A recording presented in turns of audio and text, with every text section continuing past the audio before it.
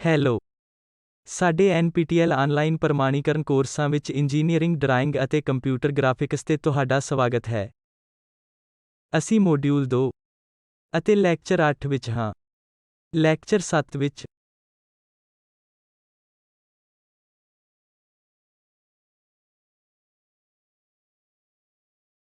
Module ਦਾ ਨਾਮ ਸ਼ੰਕੂ ਭਾਗ ਹੈ। ਲੈਕਚਰ 8 ਵਿੱਚ ਅਸੀਂ ਸਿੱਖਿਆ ਇੱਕ ਰੇਖਾ ਅਤੇ ਇੱਕ ਚਾਪ ਨੂੰ ਕਿਵੇਂ ਦੋ ਭਾਗ ਕਰਨਾ ਹੈ। ਲੰਬਕਾਰੀ ਰੇਖਾ ਕਿਵੇਂ ਖਿੱਚਣੀ ਹੈ। ਰੇਖਾ ਨੂੰ ਕਿਵੇਂ ਵੰਡਣਾ ਹੈ। ਅਸੀਂ ਪੂਰਾ ਕਰ ਰਹੇ ਹਾਂ। ਇੱਕ ਐਂਗਲ ਨੂੰ ਕਿਵੇਂ ਦੋ ਭਾਜਿਤ ਕਰੀਏ। ਸੱਜੇ ਕੋਣ ਨੂੰ ਕਿਵੇਂ ਸਮ ਦੋ ਭਾਜਿਤ ਕਰੀਏ। ਚੱਕਰ ਨੂੰ ਕਿਵੇਂ ਵੰਡੀਏ। ਤਿੰਨ ਬਿੰਦੂਆਂ ਵਿੱਚੋਂ ਇੱਕ ਚੱਕਰ ਨੂੰ ਕਿਵੇਂ ਲੰਘਾਈਏ। ਇਹ ਉਹ ਚੀਜ਼ਾਂ ਹਨ ਜੋ ਅਸੀਂ ਸਿੱਖਣ ਜਾ ਰਹੇ ਹਾਂ। ਪਹਿਲਾ ਹੈ ਇੱਕ ਐਂਗਲ ਨੂੰ ਕਿਵੇਂ ਦੋ ਭਾਜਿਤ ਕਰਨਾ ਹੈ। ਇੱਥੇ ਸਾਡੇ ਕੋਲ ਇੱਕ ਐਂਗਲ ਹੈ AQR, ਕੁਝ ਆਰਬਿਟਰੇਰੀ ਐਂਗਲ। ਹੁਣ ਅਸੀਂ ਇੱਕ ਲਾਈਨ ਚਾਹੁੰਦੇ ਹਾਂ ਜੋ Q ਤੋਂ ਇਸ ਤਰੀਕੇ ਨਾਲ ਲੰਘੇ ਕਿ PQC ਐਂਗਲ PQC ਬਰਾਬਰ ਐਂਗਲ CQR ਹੋਵੇ। ਇਹ ਕਿਵੇਂ ਬਣਾਉਣਾ ਹੈ ਅਸੀਂ ਇਹ ਸਿੱਖਣ ਜਾ ਰਹੇ ਹਾਂ।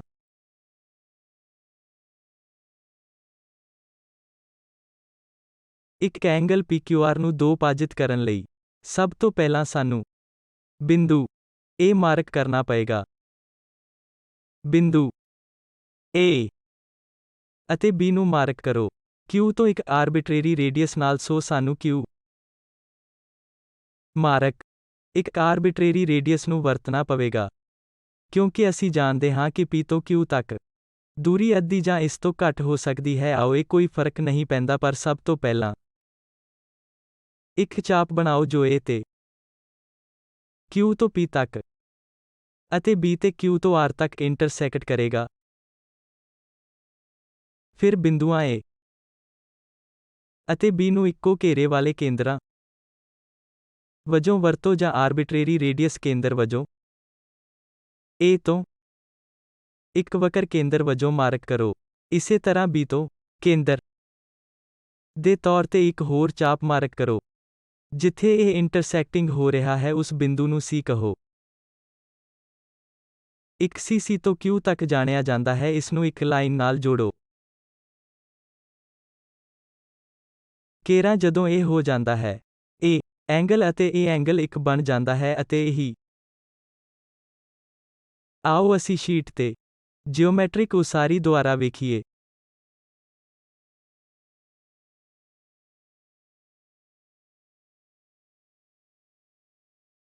ਆਓ ਕਿਤੇ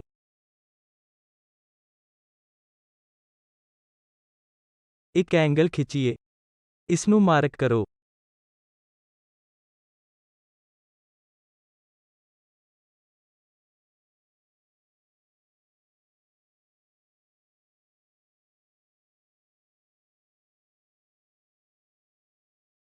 ਸੰਬੋਧਨ ਬਿੰਦੂ P Q R। ਹੁਣ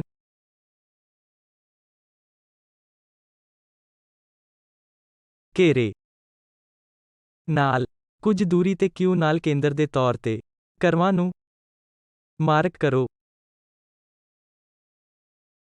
ਇਹਨਾਂ ਬਿੰਦੂਆਂ ਨੂੰ ਇੱਕੋ ਰੇਡੀਅਸ ਨਾਲ A ਅਤੇ B ਵਜੋਂ ਮੰਨੋ। B ਚੁਣੋ। ਇੱਕ ਮਾਰਕ ਕਰੋ।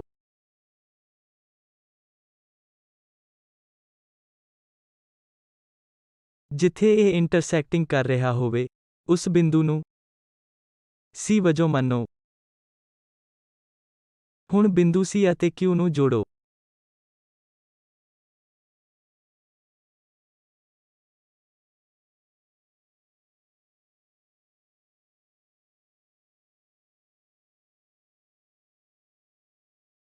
ਜੇ ਅਸੀਂ ਪ੍ਰੋਟਰੈਕਟਰ ਦੀ ਵਰਤੋਂ ਕਰਦੇ ਹਾਂ, ਤਾਂ ਐਂਗਲ PQC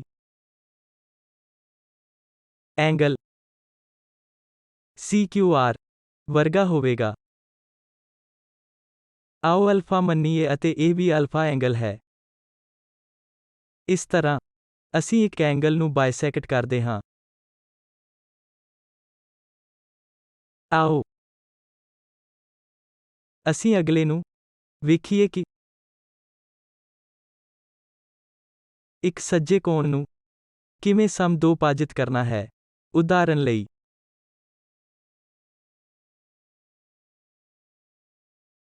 ਸਾਡੇ ਕੋਲ ਇੱਕ ਸੱਜਾ ਕੋਣ ਰੇਖਾਵਾਂ AB ਅਤੇ AC ਹਨ। ਇਸ ਸਾਰੀ ਚੀਜ਼ ਇਸ ਨੂੰ ਸਿੱਧਾ ਵੰਡਣ ਲਈ ਅਸੀਂ ਪ੍ਰੋਟਰੈਕਟਰ ਦੀ ਵਰਤੋਂ ਕਰ ਸਕਦੇ ਹਾਂ। ਹਾਲਾਂਕਿ ਕੋਈ ਵੀ ਆਰਬਿਟਰੇਰੀ ਚੀਜ਼, ਜੇ ਅਸੀਂ ਬਣਾਉਣਾ ਚਾਹੁੰਦੇ ਹਾਂ ਤਾਂ ਇਸ ਨੂੰ ਸਮਦੋਭਾਜਿਤ ਕਰਨ ਲਈ ਉਹੀ ਪ੍ਰਕਿਰਿਆ ਕੰਮ ਕਰਦੀ ਹੈ। ਸਭ ਤੋਂ ਪਹਿਲਾਂ, ਸਾਨੂੰ ਪਾਸ ਕਰਨਾ ਪਵੇਗਾ ਅਤੇ ਕੇਂਦਰ A ਵਜੋਂ ਅਤੇ ਘੇਰੇ AB ਵਜੋਂ B ਅਤੇ C ਬਿੰਦੂਆਂ ਵਿੱਚੋਂ ਨਹੀਂ ਗੁਜ਼ਰਦਾ ਹੈ, ਕਿਉਂਕਿ ਅਸੀਂ ਜਾਣਦੇ ਹਾਂ ਕਿ BAC ਇੱਕ ਤਿਕੋਣ ਹੈ, ਜੋ A ਐਂਗਲ ਬਣਾ ਰਿਹਾ ਹੈ। A ਤੋਂ B ਨੂੰ ਰੇਡੀਅਸ ਵਜੋਂ, A ਨੂੰ ਕੇਂਦਰ ਵਜੋਂ ਵਰਤੋ। ਇੱਕ ਕਰਵ ਚਾਪ ਖਿੱਚੋ, ਜੋ ਕਿ ਇਹ ਚਾਪ ਘੇਰਾ A ਹੋ ਜਾਂਦਾ ਹੈ, ਤਾਂ ਬਿੰਦੂ C ਤੋਂ ਬਿੰਦੂ D ਨੂੰ ਮਾਰਕ ਕਰੋ। C ਇਹ ਬਿੰਦੂ ਹੈ ਅਤੇ D ਉਹ ਬਿੰਦੂ ਹੈ। ਆਰਬਿਟਰੇਰੀ ਰੇਡੀਅਸ ਦੀ ਵਰਤੋਂ ਕਰਕੇ ਬਿੰਦੂ ਨੂੰ ਮਾਰਕ ਕਰੋ। ਇਸੇ ਤਰ੍ਹਾਂ ਬਿੰਦੂ B ਤੋਂ ਬਿੰਦੂ E ਨੂੰ ਮਾਰਕ ਕਰੋ। B ਤੋਂ ਵੀ ਉਸੇ ਘੇਰੇ ਨਾਲ ਬਿੰਦੂ E ਨੂੰ ਮਾਰਕ ਕਰੋ। ਹੁਣ D ਅਤੇ A ਨੂੰ ਮਿਲਾਓ। ਸੋ ਹੁਣ D A ਤੇ ਹੈ ਜੋ ਹੈ, ਉਸ ਨੂੰ ਮਿਲਾਓ। ਇਸੇ ਤਰ੍ਹਾਂ E ਅਤੇ A ਨੂੰ ਮਿਲਾਓ। E A ਨੂੰ ਮਾਰਕ ਕਰਨ ਤੋਂ ਬਾਅਦ ਮਿਲਾਓ।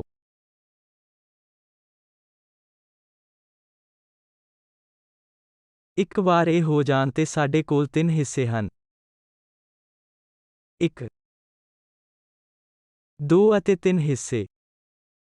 ਤਾਂ ਐਂਗਲ B A D ਕੋਣ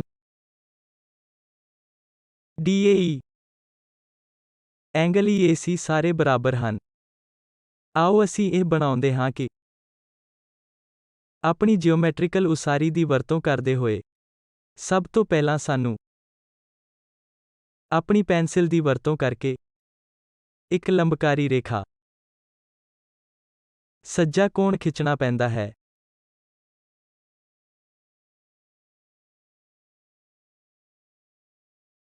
ਆਓ ਉਸ ਬਿੰਦੂ A ਬਿੰਦੂ C ਨੂੰ ਮਾਰਕ ਕਰੀਏ, ਜਿਸ ਵਿੱਚ ਲੰਬਕਾਰੀ ਰੇਖਾ ਹੋਣੀ ਚਾਹੀਦੀ ਹੈ। ਤਾਂ ਮੈਂ ਜੋ ਕਰਨ ਦੀ ਕੋਸ਼ਿਸ਼ ਕਰ ਰਿਹਾ ਹਾਂ ਉਹ ਇਸ ਸੈੱਟ ਵਰਗ ਦੀ ਵਰਤੋਂ ਕਰਨਾ। ਇੱਥੇ ਕਿਤੇ ਨਾ ਕਿਤੇ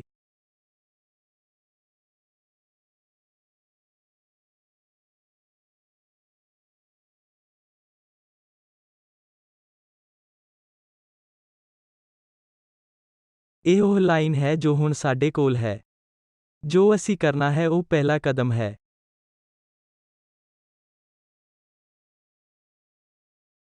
ਜੋ ਇਹ ਘੇਰੇ A ਤੋਂ B ਉਸ ਚਾਪ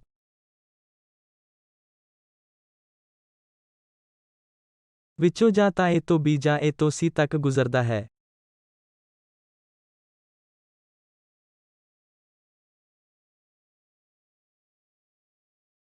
ਆਓ ਅਸੀਂ ਇਸ ਨੂੰ ਕੱਸਦੇ ਹਾਂ।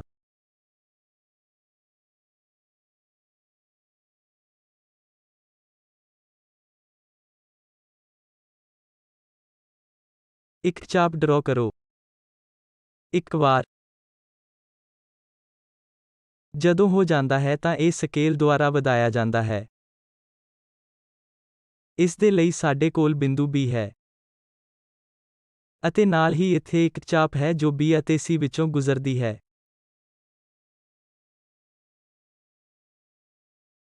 C ਤੋਂ ਉਸੇ ਘੇਰੇ ਨਾਲ ਇੱਕ ਚਾਪ ਡਰਾ ਕਰੋ।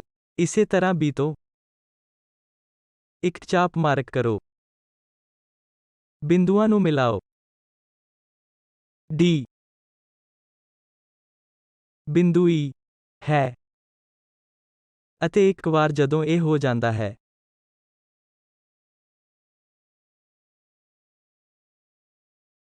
ਤਾਂ ਉਹਨਾਂ ਨੂੰ ਮਿਲਾਓ।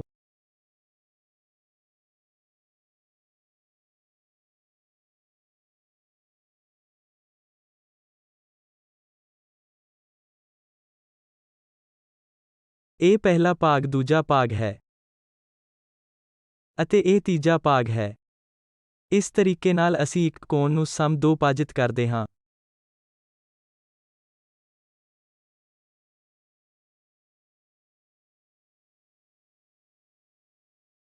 ਜੇਕਰ ਇਹ ਇੱਕ ਚੱਕਰ ਵਰਗਾ ਹੈ, ਤਾਂ ਸਭ ਤੋਂ ਆਸਾਨ ਤਰੀਕਾ ਹੈ। ਜੇਕਰ ਅਸੀਂ ਇੱਕ ਚੱਕਰ ਨੂੰ ਵੰਡਣਾ ਚਾਹੁੰਦੇ ਹਾਂ ਤਾਂ ਪਹਿਲਾਂ ਇੱਕ ਚੱਕਰ ਡਰਾ ਕਰੋ। ਆਪਣੇ ਪ੍ਰੋਟਰੈਕਟਰ ਦੀ ਵਰਤੋਂ ਕਰੋ। ਬਰਾਬਰ ਕੋਣਾਂ ਨੂੰ ਮਾਰਕ ਕਰੋ। ਇੱਕ ਲਾਈਨ ਡਰਾ ਕਰੋ। ਪਹਿਲਾਂ ਇੱਕ ਲਾਈਨ ਵਰਗੀ ਚੀਜ਼ ਬਣਾਓ। ਆਪਣੇ ਪ੍ਰੋਟਰੈਕਟਰ ਦੀ ਵਰਤੋਂ ਕਰੋ। ਖਾਸ ਬਿੰਦੂਆਂ ਨੂੰ ਮਾਰਕ ਕਰੋ। ਇਸ ਨੂੰ ਵੰਡਣ ਦਾ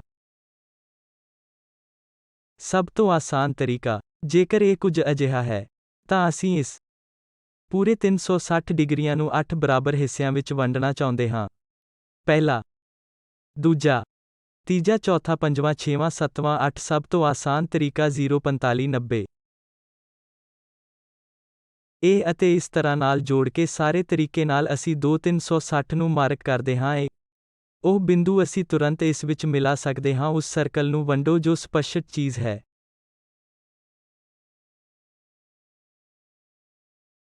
ਆਓ ਹੁਣ ਦੇਖੀਏ ਕਿ ਤਿੰਨ ਬਿੰਦੂਆਂ ਵਿੱਚੋਂ ਲੰਘਣ ਵਾਲੇ ਸਰਕਲ ਨੂੰ ਕਿਵੇਂ ਬਣਾਇਆ ਜਾਵੇ। ਉਦਾਹਰਨ ਲਈ, ਸਾਡੇ ਕੋਲ ਬਿੰਦੂ A ਹੈ। ਸਾਡੇ ਕੋਲ ਬਿੰਦੂ B ਹੈ। ਸਾਡੇ ਕੋਲ ਬਿੰਦੂ C ਹੈ ਪਰ ਅਸੀਂ ਨਹੀਂ ਜਾਣਦੇ ਇੱਕ ਸਰਕਲ ਕਿਵੇਂ ਬਣਾਇਆ ਜਾਵੇ ਜੋ ABC ਵਿੱਚੋਂ ਲੰਘ ਰਿਹਾ ਹੋਵੇ। ਇਹ ਉਹ ਚੀਜ਼ ਹੈ ਜੋ ਅਸੀਂ ਹੁਣ ਸਿੱਖਣ ਜਾ ਰਹੇ ਹਾਂ। ਜੋ ਅਸੀਂ ਜਾਣਦੇ ਹਾਂ ਕਿ ਸਿਰਫ ਤਿੰਨ ਬਿੰਦੂ A, B ਅਤੇ C। ਹੋਰ ਵੇਰਵੇ ਨਹੀਂ ਜਾਣੇ ਜਾਂਦੇ ਹਨ। ਸਾਨੂੰ ਇਹ ਵੀ ਨਹੀਂ ਪਤਾ ਕਿ ਕੇਂਦਰ ਕਿੱਥੇ ਹੈ, ਘੇਰਾ ਕੀ ਹੈ ਅਤੇ ਆਦਿ।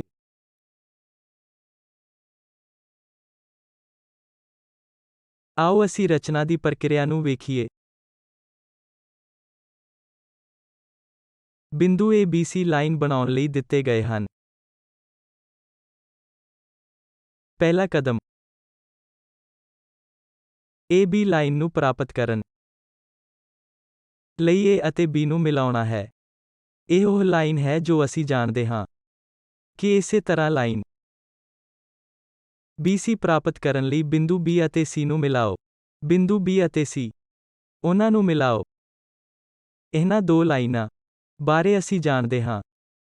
ਹੁਣ, ਪਹਿਲੀ ਲਾਈਨ AB ਨੂੰ ਚੁਣੋ। ਜਿਸ ਤਰ੍ਹਾਂ ਅਸੀਂ ਦੋਭਾਜਿਤ AB ਦੀ ਰਚਨਾ ਕੀਤੀ ਹੈ, AB ਤੋਂ ਵੱਡੇ ਘੇਰੇ ਦੀ ਵਰਤੋਂ ਕਰਦੇ ਹੋਏ, ਕੇਂਦਰ A ਤੋਂ ਇੱਕ ਚਾਪ ਦੀ ਵਰਤੋਂ ਕਰਦੇ ਹੋਏ B ਤੋਂ ਬਰਾਬਰ ਘੇਰੇ ਨਾਲ ਦੂਜੇ ਨੂੰ ਮਾਰਕ ਕਰੋ। ਇਸੇ ਤਰ੍ਹਾਂ A ਕੇਂਦਰ ਤੋਂ ਇੱਕ ਚਾਪ ਨੂੰ ਮਾਰਕ ਕਰੋ। ਇਸੇ ਤਰ੍ਹਾਂ B ਸਮਾਨ ਰੇਡੀਅਸ ਨਾਲ ਇੱਕ ਹੋਰ ਚਾਪ ਨੂੰ ਮਾਰਕ ਕਰੋ। ਇੱਕ ਵਾਰ ਜਦੋਂ ਅਸੀਂ ਇਸ ਬਿੰਦੂ ਨੂੰ ਜਾਣ ਲੈਂਦੇ ਹਾਂ, ਤਾਂ ਉਹਨਾਂ ਨੂੰ ਲੰਬਕਾਰੀ ਦੋਭਾਜਿਤ ਨਾਲ ਮਿਲਾਓ। ਅਸੀਂ ਜਾਣਦੇ ਹਾਂ ਕਿ ਇਸ ਨੂੰ ਇੱਕ ਐਕਸਟੈਂਸ਼ਨ ਲਾਈਨ ਵਜੋਂ ਡਰਾ ਕਰੋ। ਇਸੇ ਤਰ੍ਹਾਂ BC ਲਈ ਪਰਪੈਂਡੀਕਿਊਲਰ ਬਾਇਸੈਕਟਰ ਬਣਾਓ। ਇਹ ਲਾਈਨ ਅਸੀਂ ਪਹਿਲਾਂ ਹੀ BC ਬਣਾਉਣ ਲਈ ਬਣਾਈ ਹੈ। ਦੂਰੀ ਤੋਂ ਵੱਧ B ਤੋਂ ਉਹੀ ਪ੍ਰਕਿਰਿਆ। C ਤੋਂ ਇੱਕ ਚਾਪ ਨੂੰ ਰੇਡੀਅਸ ਵਜੋਂ ਮਾਰਕ ਕਰੋ। ਇੱਕੋ ਰੇਡੀਅਸ ਨਾਲ ਇੱਕ ਚਾਪ ਨੂੰ ਮਾਰਕ ਕਰੋ। C ਤੋਂ ਮਾਰਕ ਕਰੋ।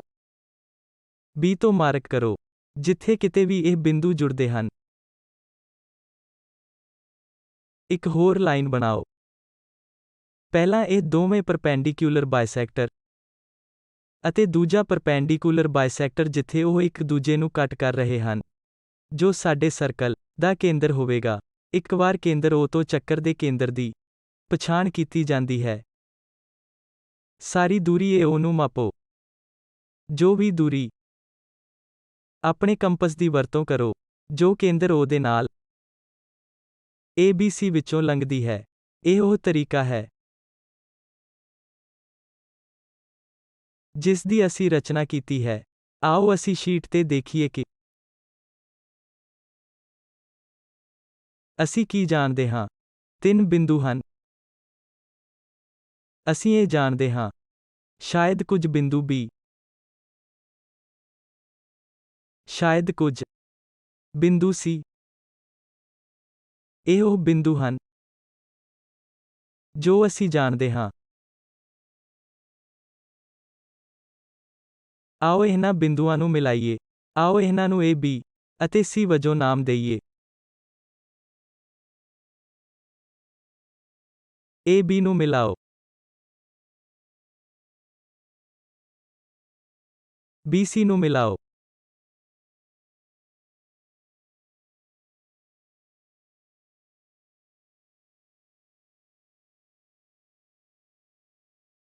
ਹੁਣ ਕੇਂਦਰ A ਤੋਂ ਇੱਕ ਲੰਬਕਾਰੀ ਬਾਇਸੈਕਟਰ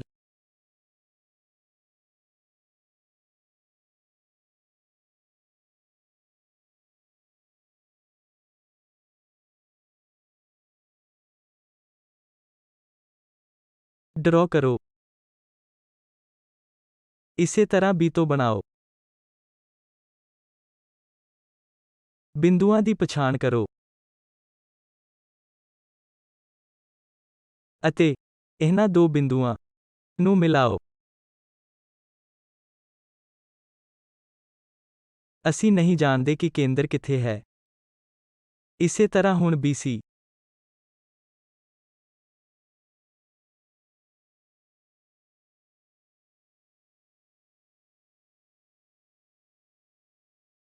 ਕੇਂਦਰ B ਤੋਂ ਕੱਟੇ ਹੋਏ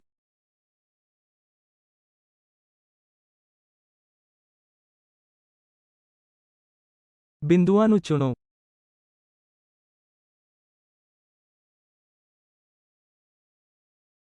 ਉਹਨਾਂ ਨੂੰ ਮਿਲਾਓ।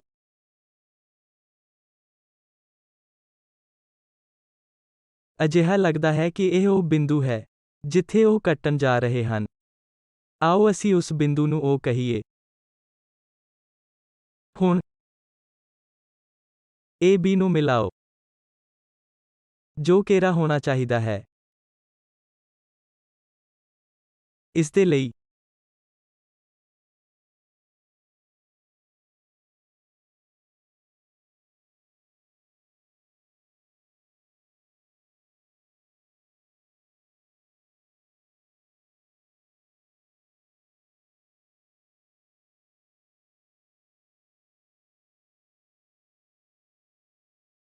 ਤੁਸੀਂ ਦੇਖਦੇ ਹੋ ਕਿ ਇੱਕ ਸਰਕਲ ਹੈ ਜੋ ਘੇਰੇ O ਨਾਲ A, B ਅਤੇ C ਬਿੰਦੂਆਂ ਵਿੱਚੋਂ ਲੰਘ ਰਿਹਾ ਹੈ। ਜੇ ਕਿਸੇ ਨੂੰ ਉਸ ਦੇ ਵਿਚਕਾਰ ਦੀ ਦੂਰੀ ਦੀ ਲੋੜ ਹੈ, ਤਾਂ ਇਹ ਉਹ ਉਸ ਸਰਕਲ ਦਾ ਰੇਡੀਅਸ ਹੈ ਜੋ ਸਾਡੀਆਂ ਲੀਡਰ ਲਾਈਨਾਂ ਦੀ ਤਰ੍ਹਾਂ ਹੈ। ਤਾਂ ਅਸੀਂ R ਦਿਖਾਉਂਦੇ ਹਾਂ ਕਿ ਉਹ ਇਕਾਈਆਂ ਕੀ ਹਨ। ਆਓ ਇਸ ਨੂੰ ਆਪਣੇ ਸਕੇਲ ਦੀ ਵਰਤੋਂ ਕਰਕੇ ਮਾਪੀਏ। A 3.4 ਸੈਂਟੀਮੀਟਰਾਂ ਵਰਗੀ ਕੋਈ ਚੀਜ਼ ਹੈ। R ਅਸੀਂ ਮਿਲੀਮੀਟਰਾਂ ਨੂੰ ਨੋਟੇਸ਼ਨ R33 ਵਜੋਂ ਵਰਤਦੇ ਹਾਂ। ਉਸ ਸਰਕਲ ਲਈ